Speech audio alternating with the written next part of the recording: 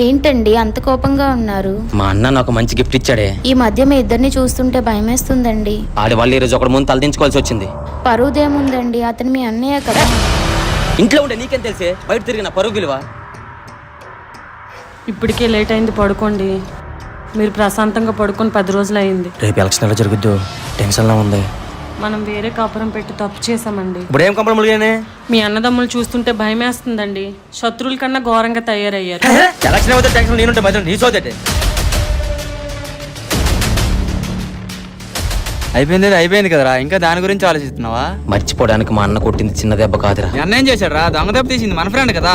మొత్తం చేపించింది అన్నే కదా. అవునరా, అయినా అన్న మనం ఏం చేయలేం. ఎందుకు చేయలేమురా? ఏం జరిగిన అచ్యుతరావు గారు చూసుకుని మాట ఇచ్చారు. అది ఇప్పుడు ఏం చేస్తాం? రేపు ఎలక్షన్ బూత్ దగ్గర ఏమైనా తేడా జరిగితే అక్కడే తేల్చేద్దాం.